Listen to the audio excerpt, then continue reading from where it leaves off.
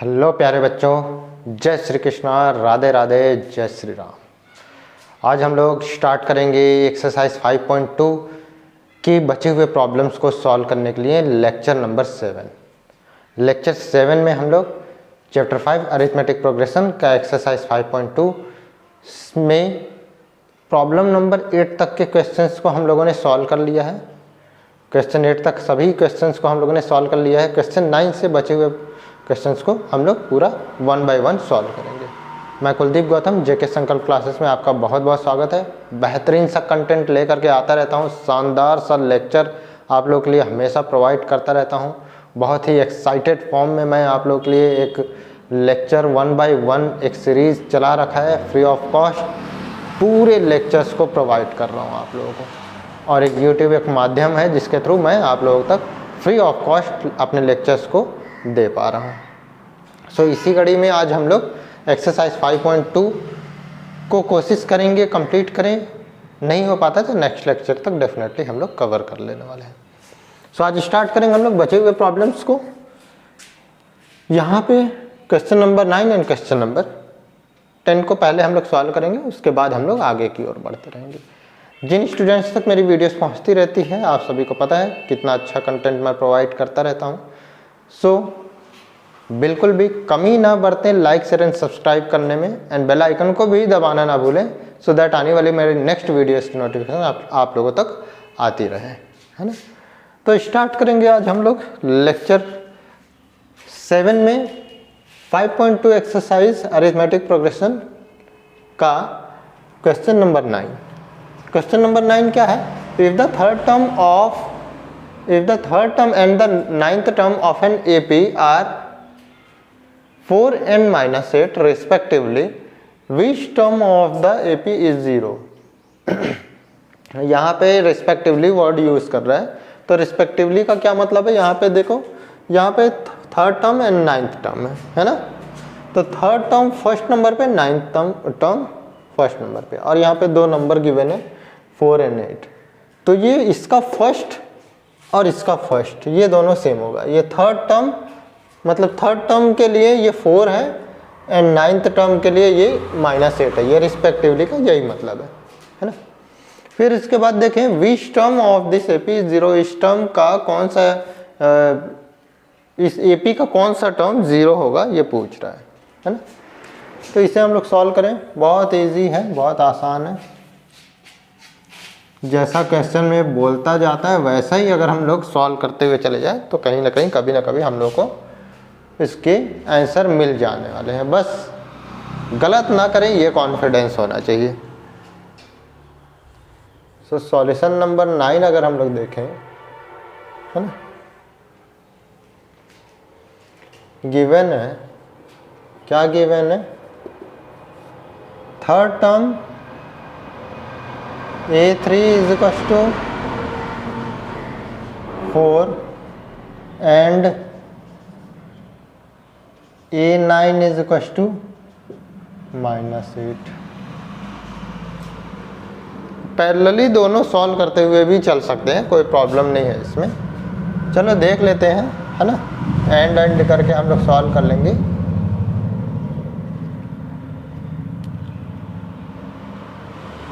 A3 का मतलब क्या होता है? A plus 2D is equal to 4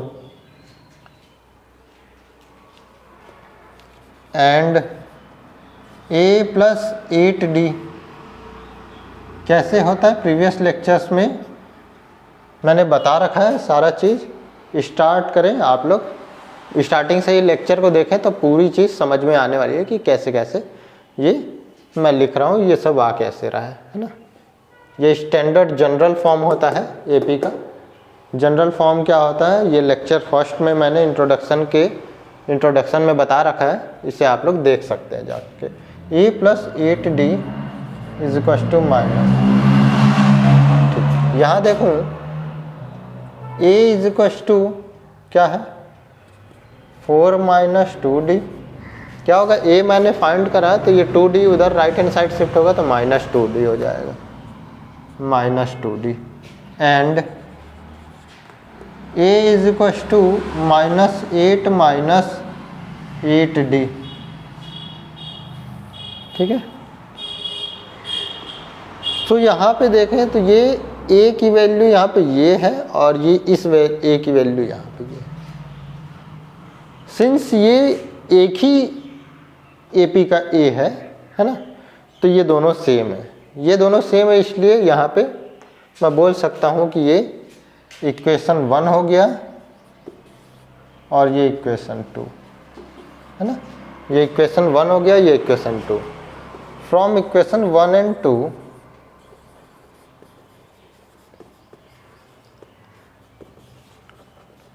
equation 1 and 2 से हम लोग क्या बोल सकते हैं कि ये दोनों इक्वल है, बिकॉज ये भी एक इक्वल है, ये भी एक इक्वल है, मतलब इसकी वैल्यू सेम आने वाली है। From equation 1 and 2 4 minus 2D is equal to minus 8 minus 8D। ये क्लियर है। D वाले पार्ट को हम लोग एक तरफ शिफ्ट कर लेते हैं एंड नंबर वाले पार्ट को एक तरफ शिफ्ट कर लूँगा। तो ये माइनस 2D है, ये माइनस 8D को लेफ्ट हैंड साइड में शिफ्ट करूँ तो प्लस 8D एंड 4 को राइट हैंड साइड को में माइनस 8 माइनस लाइक टर्म्स को एक तरफ कर लिया। तो ये 6D is equal to minus 12, तो D is equal to minus 2। Difference क्या आ गया? माइनस 2 आ गया। डिफरेंस माइनस 2 आ गया, तो फिर A भी हम लोग को फाइंड करना होगा। A हम लोगों को फाइंड करने के लिए किसी भी एक इक्वेशन में वैल्यू पुट कर लेंगे, इक्वेशन 1 में या फिर इक्वेशन 2 में, है ना। इक्वेशन 1 में अगर हम लोग वैल्यू पुट करें तो भी मिलेगा हम लोग को A की वैल्यू सेम वही मिलने वाली है इक्वेशन 2 में। रख के देख लें, ये माइनस 2 यहाँ पे मल्टीप्लाई करूँगा तो minus 2 into minus 2 plus 4, 4 plus 4 8 हो जाएगा। यहाँ पे देखें minus 8 into minus 2, minus 8 into minus 2 minus 16, sorry plus 16 and minus 8 आने वाला है। तो A की वैल्यू यहाँ भी 8 आ रही है, यहाँ भी 8 आ रही है। सो किसी भी वैल्यू में हम लोग रख सकते, कहीं भी, है ना। Put the value of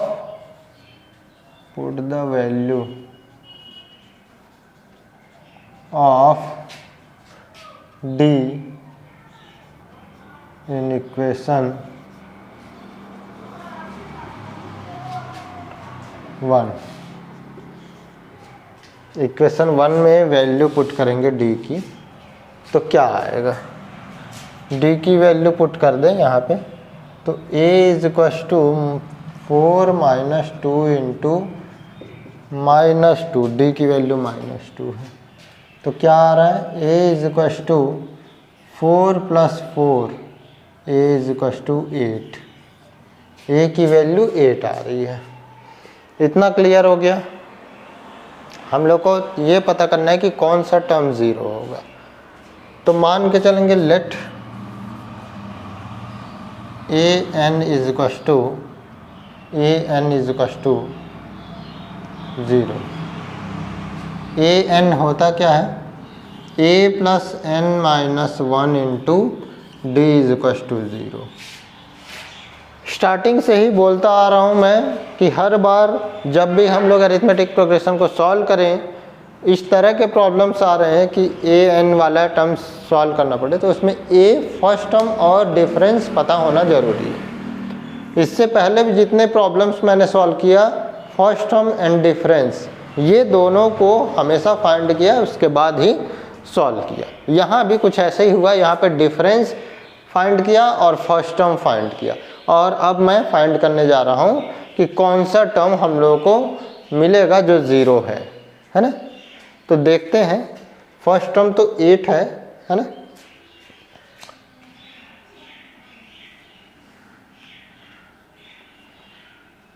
actual में फर्स्ट टर्म 8 है, तो सेकेंड टर्म क्या हो जाएगा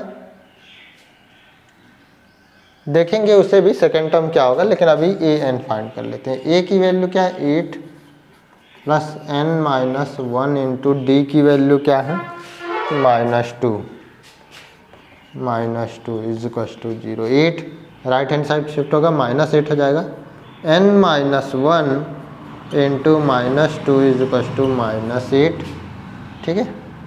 then n minus 1 is equal to -8 divided by -2। ये -8 है, -2 डिवाइड होगा, यहाँ मल्टीप्लाई है तो डिवाइड होगा राइट हैंड साइड में, तो ये माइनस माइनस कैंसिल हो जाएगा, बचेगा 4। तो n इज इक्वल टू, ये -1 राइट हैंड साइड अब शिफ्ट होगा तो 4 में +1 हो जाएगा तो 5 हो जाएगा, n की वैल्यू 5 हो जाएगी। तो फिफ्थ टर्म हम लोग का 0 हो जाएगा, है ना।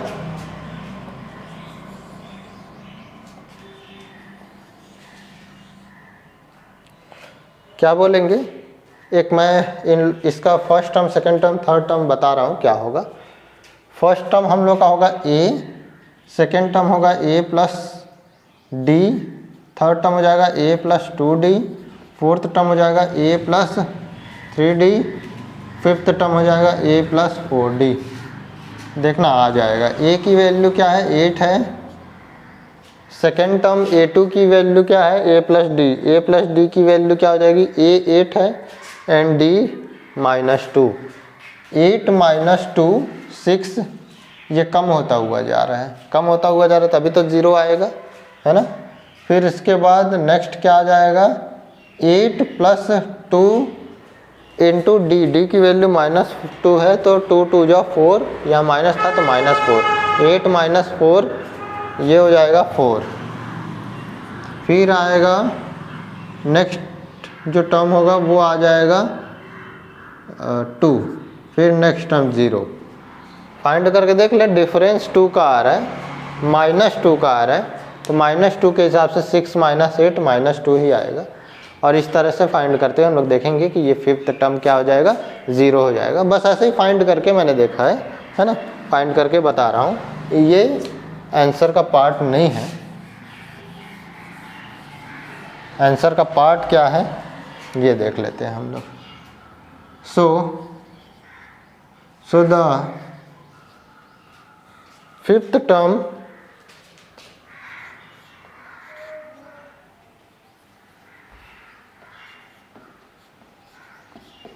of this AP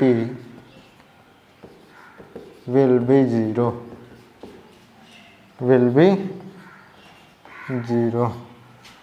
so fifth term क्या हो जाएगा इस AP का 0 हो जाएगा। क्लियर हो गया, बहुत ही इजी है, इसे नोट करें, इसके बाद हम लोग 10th नंबर सॉल्व करेंगे।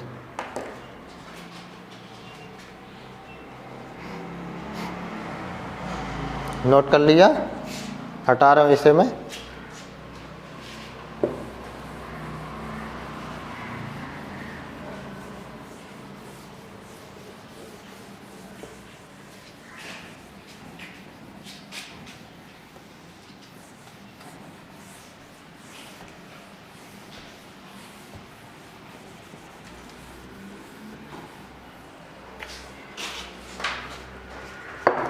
अब हम लोग 10th नंबर देखेंगे।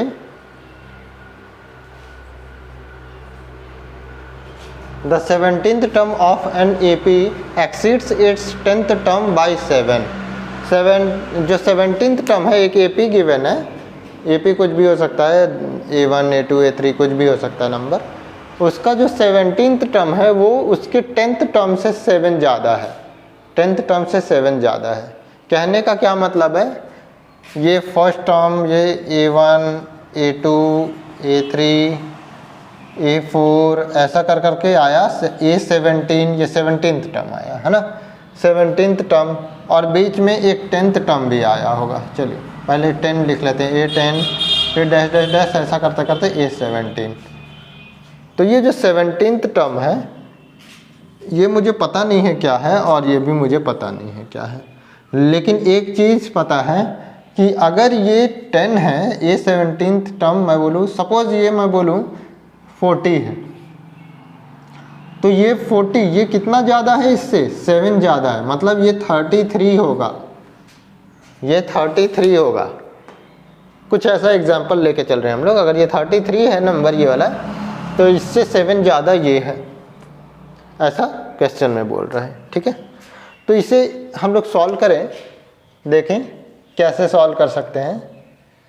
गिवन है कि 17th टर्म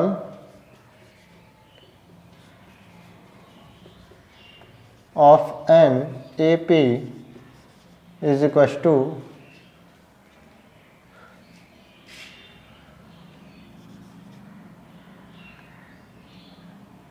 टेंथ टर्म +7। देखो ना, टेंथ टर्म में +7 करूंगा तभी मुझे 40 मिलेगा। ऐसा हम लोग अपने से अभी एग्जांपल लेके चल रहे, तो कुछ ऐसे ही यहाँ पे 17th टर्म किसके इक्वल है, 10th टर्म में +7 करूंगा उसके इक्वल है। समझ में आ रहा है? तो इसे हम लोग करें, है ना, इसे हम लोग करें तो क्या आ जाएगा। 17th टर्म को कैसे सॉल्व करूंगा, A17 is equal to A10 +7 ऐसा लिख सकता हूँ, है ना। A17 का मतलब A + 16D होता है और A10 का मतलब होता है A + 9D +7। ये A से ये तो कट जाएगा बिकॉज ये इधर आएगा तो ये माइनस हो जाएगा। 9D इधर शिफ्ट करूँ तो क्या हो जाएगा 16D, है ना। या फिर एक काम कर लेता हूँ, शिफ्ट कर लेता हूँ, आप लोग को कन्फ्यूज़न होगा।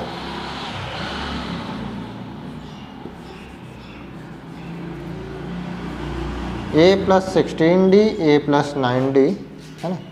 ये 10th टर्म है, 10th टर्म से 7 ज़्यादा है, ये 17th टर्म, ठीक है। तो इसे हम लोग देखें, A + 16D, ये इधर शिफ्ट करें तो -A - 9D is equal to 7। क्या करूँगा, A से A तो कट गया, मतलब 0 हो गया बिकॉज ये -A है +A है। ये 16D - 9D ये 7D आ जाएगा इज इक्वल टू 7। D की वैल्यू 1 आ जाएगी 7 से डिवाइड होके।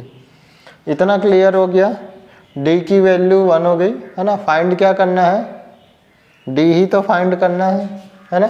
फाइंड द कॉमन डिफरेंस, यही फाइंड करना था। So the common difference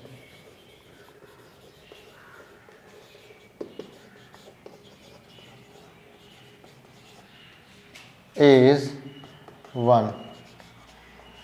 common difference क्या है, 1 है। बहुत इजी, छोटा सा एक प्रॉब्लम है, नोट कर ले इसे। फिर इसके बाद हम लोग 11th 12th नंबर सॉल्व करने वाले हैं।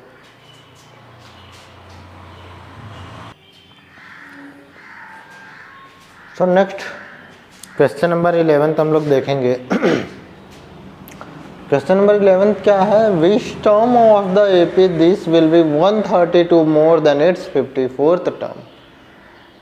इस एपी का कौन सा टर्म है जो 54th टर्म से 132 ज़्यादा होगा। समझ में आ रहा है, 54th टर्म से 152 ज़्यादा है। सपोज एक एग्जांपल मैं लेता हूँ, first term A1 A2 A3 A4 ऐसा करते करते A54 पे पहुंचा। 54th टर्म जैसे मैंने कि मान लिया सपोज 102 है, कितना है 102 है, ठीक है। एक एग्जांपल मान रहा हूं, तो कौन सा टर्म ऐसा है, मुझे नहीं पता कौन सा टर्म है। मान लो nth टर्म है, nth टर्म है, मान लो nth टर्म, मान लो ये फर्स्ट टर्म, ये सेकेंड टर्म, थर्ड टर्म, ये 54th टर्म, ये nth टर्म है। nth टर्म जो होगा वो क्या हो जाएगा, इससे 132 ज़्यादा, मतलब 102 में 132 और प्लस कर लो तो कितना हो जाएगा 234। मतलब कौन सा टर्म है ये मुझे नहीं पता, तो nth टर्म मान लिया, वो nth टर्म इस 54th टर्म से 132 ज़्यादा है। ये कितना था 102 था, 102 से 132 और प्लस कर दो तो ये 132 ज़्यादा हो जाएगा। 234 इससे 132 ज़्यादा हो जाएगा, कुछ ऐसा पूछ रहा है। तो यही चीज़ हम लोग देखेंगे, है ना, सॉल्व करेंगे इसे ही।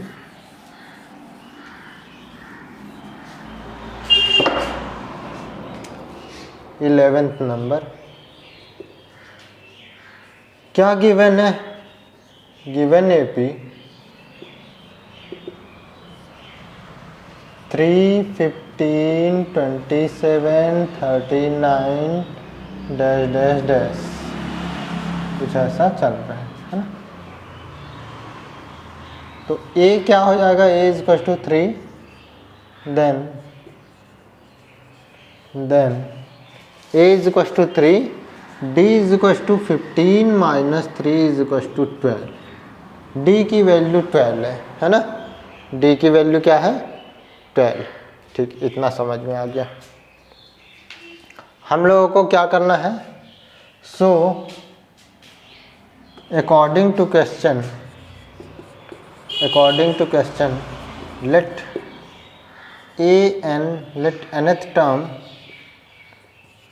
nth term is equals to 54th term plus 132। 132 ज़्यादा होना है तो प्लस करेंगे, है ना, कम होना है तो माइनस। यहाँ पे ज़्यादा हो रहा है। nth टर्म है, मतलब इसका that is an is equal to A54 plus 132। an का क्या मतलब है? A plus n minus 1 into D is equal to A54 का क्या मतलब है? A प्लस 53D, वही है। 54 माइनस 1 करेंगे, जैसे n माइनस 1 यहाँ किया, 54 माइनस 1 करूँगा तो 53 आ जाएगा, प्लस 132। इतना क्लियर हो गया ये पार्ट है ना। यहाँ पे देखूँ A क्या है? 3 है, plus n minus 1 into D क्या है? 12 है, is equal to 3 plus 53 into 12 plus 132। Clear हो गया?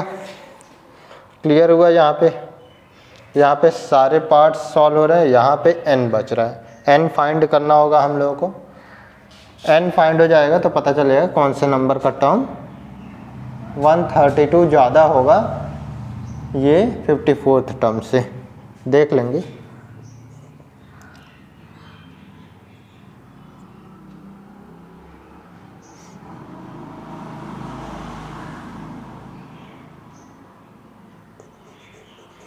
इसे डायरेक्ट भी फाइंड कर सकते हैं। एक तरीका और है कि 54th टर्म पहले फाइंड करेंगे, फिर an फाइंड करेंगे, फिर इसके बाद हम लोग को n फाइंड हो जाएगा। ठीक है, या फिर ऐसे भी फाइंड कर लें तो भी चलेगा, कोई प्रॉब्लम नहीं है। n माइनस 1 यहाँ रहने देते हैं, इंटू 12 रहने देते हैं। ये 3 को शिफ्ट करें उधर, तो ये 3 प्लस ये 12 3 जा 36 एंड 12 5 जा 60, 60 एंड 3 63 प्लस 132 माइनस 3, ये 3 राइट हैंड साइड शिफ्ट होगा माइनस, ये प्लस 3 माइनस 3 तो गया।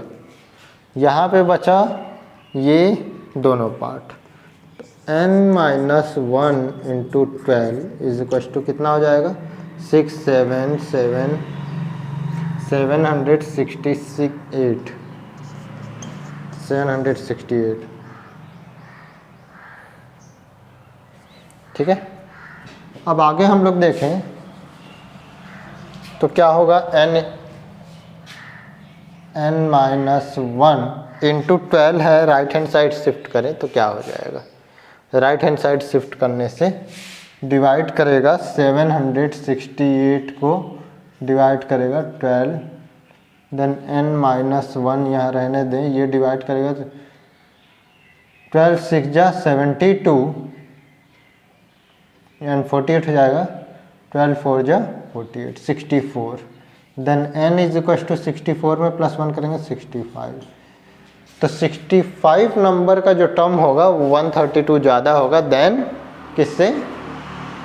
तुम्हारा ये 54th टर्म से, है ना। यहाँ पे मैं 54th टर्म फाइंड कर लूँ अकॉर्डिंग टू क्वेश्चन ना। सो A54 इज इक्वल टू क्या हो जाएगा, यहाँ पे हम लोगों ने फाइंड करा ये 636 A plus 53D is equal to A की वैल्यू क्या है, A की वैल्यू आ जाएगी 3 plus 53 into 12 is equal to 3 plus 6 36 is equal to 639। लो A54 की वैल्यू 639 आ गई है। डायरेक्ट भी मैं लिख सकता था 639 प्लस 132 और यहाँ पे A की वैल्यू वगैरह पुट करके सॉल्व करा फिर भी आ जाएगा, है ना। तो ये 639 है और AN मतलब 65th टर्म कौन सा होगा, है ना। सीधा बोला जाए तो आंसर तो आ गया 65th टर्म ही होगा, लेकिन फिर भी मैं देखूं, है ना। So now A65 is equal to A65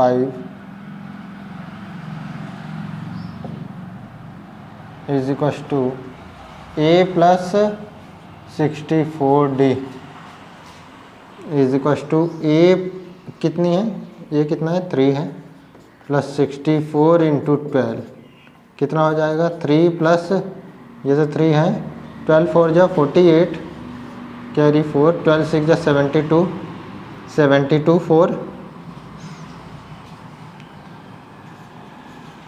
768 है ना 768।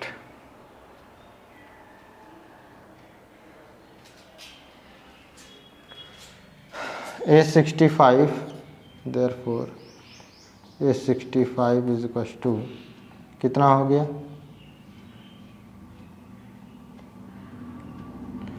771। डिफरेंस अगर निकाले तो क्या होगा, here A65 minus A54 is equal to ये 132 अगर ज़्यादा होगा तो माइनस करने से 132 आ जाएगा। A65 771 है माइनस A54 639 है। माइनस करें तो क्या हो जाएगा, माइनस करें तो ये हो जाएगा 19263 है ना एंड 132 आ रहा है ना। तो एक्चुअल में ये मैंने चेक करा है, यहाँ से ये मैंने चेक किया है, ये आंसर का पार्ट नहीं है। हम लोगों को क्या करना है, इतना सॉल्व कर लेने के बाद यहाँ पे लिखना है therefore 65th term of the given AP will be 132 more than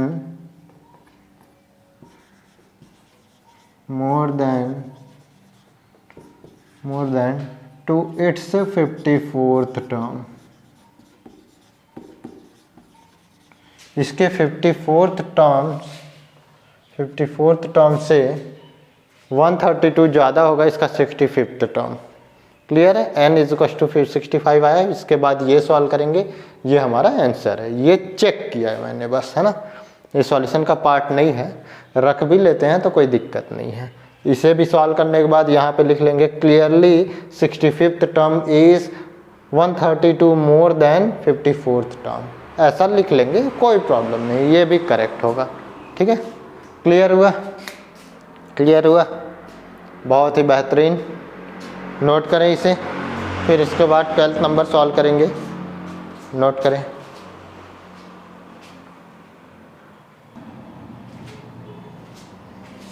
twelfth number देखेंगे हम लोग।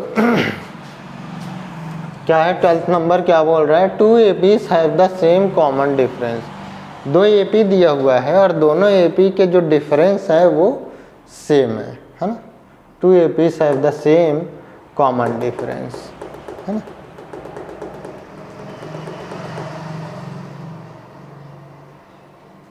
The difference between their 100th term is 100. What is the difference between their 1000th terms, है ना। तो बोल रहा है कि दो एपी है जिनका जो डिफरेंस कॉमन डिफरेंस है वो सेम है ना। कॉमन डिफरेंस क्या है? सेम है। अगर मैं बोलूँ, जैसे मैंने बोला, मान लो दो एपी है, मान के चलें कि दो एपी है, पहला एपी A1 A2 AP1 बोल दिया, AP1 इसे क्या बोला? A1 A2 A3 A4 dash dash dash A100 dash dash dash A1000, ऐसा कुछ गिवन है ना। दूसरा एपी AP2 को मैंने मान लिया X1 X2 X3 X4।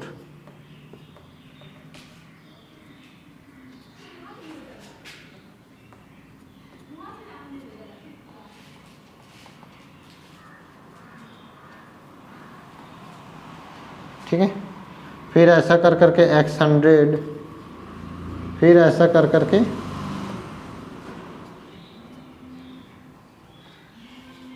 X1000।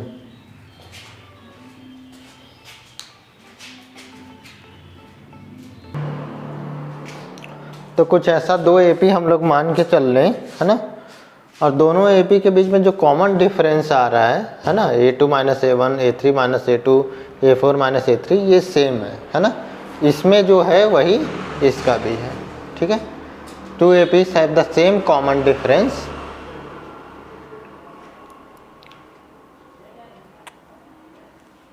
Clear हो रहा है? मतलब अगर इन दोनों के बीच में 2 का डिफरेंस है तो इन दोनों के बीच में भी 2 का डिफरेंस होगा, कॉमन डिफरेंस सेम होगा दोनों का। समझ में आया? ये तो ठीक है।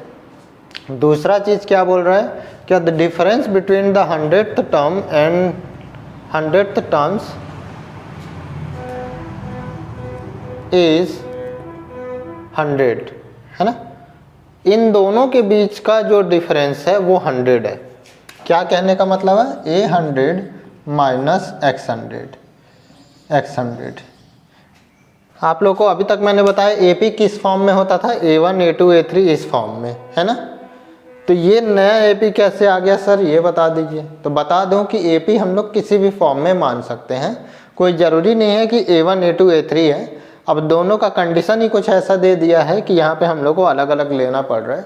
वेरिएबल ही तो है, जिसे मैंने एपी के फॉर्म में मान लिया था, स्टैंडर्ड एपी के फॉर्म में। तो वहाँ पे स्टैंडर्ड एपी बोला था, लेकिन कोई ज़रूरी नहीं है कि वो सेम ही होगा। हम लोग X1 X2 X3 W1 W2 W3 या कुछ और भी मान सकते हैं, θ1 θ2 θ3, ऐसा कुछ भी मान सकते हैं हम लोग एपी को। ठीक है, first term second term third term, कुछ भी, किसी भी, कोई सा भी वेरिएबल यहाँ हो सकता है। यहाँ ए था, यहाँ पे XX रख लिया, बस नंबर तो सेम है ना, first term second term third term fourth term. तो बस हम लोग को मान के चलना है और हम लोग को समझने की बातें हैं कि कितना हम लोग को समझ में आ रही है। तो चीज़ें समझ में आ गई तो ज़रूरी नहीं है कि ये वैसा ही बिल्कुल ही लिखें, अपने हिसाब से हम लोग लिख सकते हैं।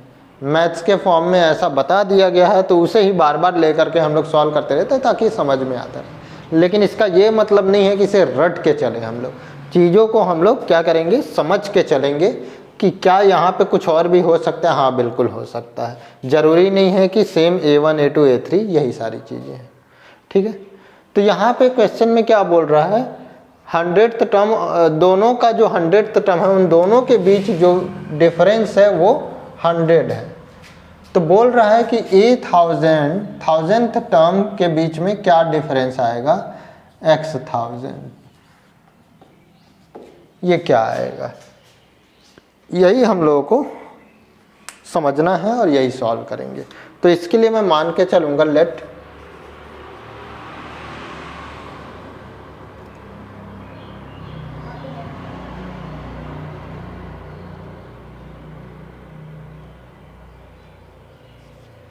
First AP that is AP1, इसे AP1, फर्स्ट AP को AP1 बोल दिया। B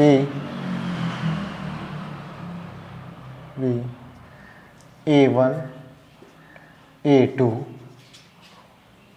A3 A4 A5 ऐसा गिवन है ना। ऐसा करते करते हम लोग कहाँ तक जाएंगे, dash dash dash dash dash A100 dash dash dash dash dash A1000, ऐसा करते हुए हम जाएंगे। And second AP that is AP2 B X1 X2 X3 X4 X5 dash dash dash dash dash X100 dash dash dash dash dash X1000, कुछ ऐसा हम लोगों ने मान लिया। 2 AP है। गिवन क्या है, गिवन AP डिफरेंस जो होगा D is equal to X2 minus X1 is equal to, या A2 minus A1, A2 minus A1 is equal to X2 minus X1। Also और क्या गिवन है, ऑल्सो क्या है,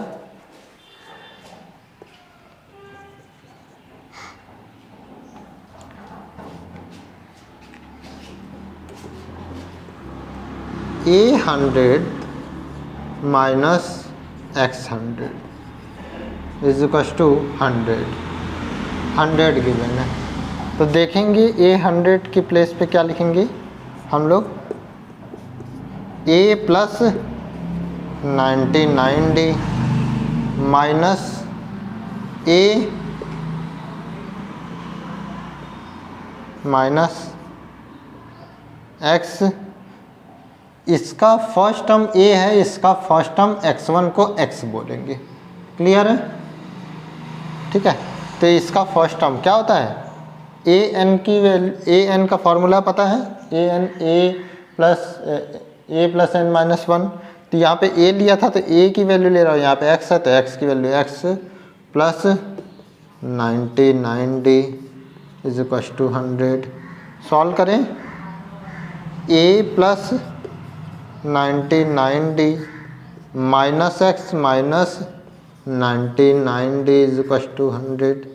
ये माइनस 99D प्लस 99D तो कैंसिल हो गया, बिकॉज ये D तो सेम है दोनों के लिए, D क्या है, सेम है। तो ये A minus X is equal to 100, A is equal to 100 plus X। लो ये पता चल गया। वैसे तो मैं देखूँ यहाँ पे, अगर इस पार्ट को हम लोग देखें, ये वाले इक्वेशन को, है ना, इसे मैं हटा दूँ और अगर इसे समझने की कोशिश करें, यहाँ पे देखना क्या था, 100th टर्म के बीच में डिफरेंस 100 था और ये दोनों फर्स्ट टर्म है, फर्स्ट टर्म के बीच में डिफरेंस अभी भी 100 है।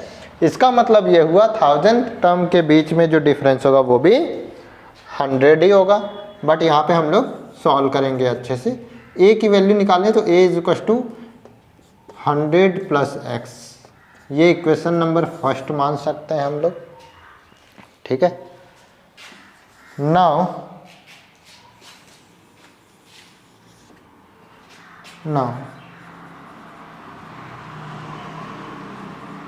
we have to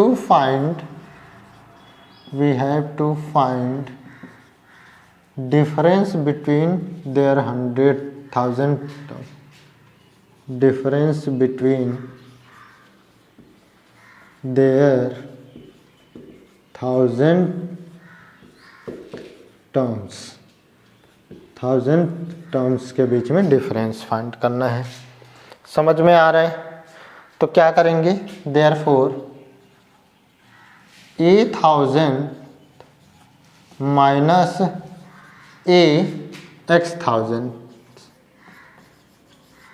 क्या हो जाएगा, फाइंड करें।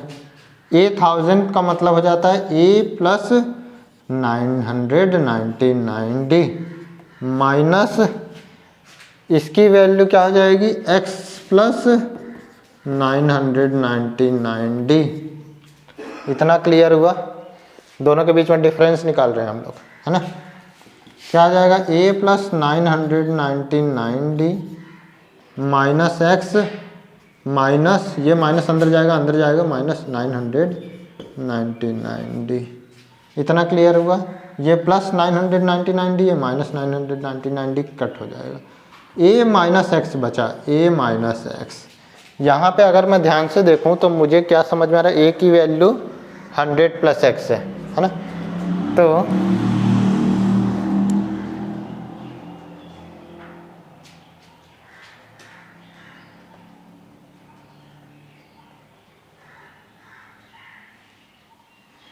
यहाँ पे मैं देखूँ a की वैल्यू क्या हो जाएगी, 100 प्लस एक्स, 100 प्लस एक्स इस a के प्लेस पे, और ये माइनस एक्स, ये माइनस एक्स, ये ऑलरेडी है। ये कहाँ से आया, फ्रॉम इक्वेशन 1 से फाइंड किया। तो ये प्लस एक्स माइनस एक्स तो कट जाएगा, ये बचेगा 100। Therefore 1000 minus x 1000 is equal to 100। So the difference between their 1000, so the difference between their 1000 terms is also 100। तो उनके 1000 टर्म के बीच में जो डिफरेंस है वो भी क्या है, 100 ही है। फर्स्ट टर्म के बीच में भी क्या है, 100 है। मतलब हर टाइम पे डिफरेंस निकालेंगे तो 100 ही आएगा। ये अगर 200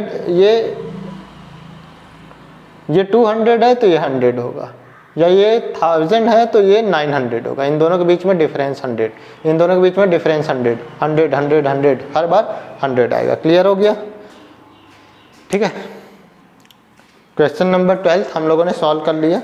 नोट कर लें इसे।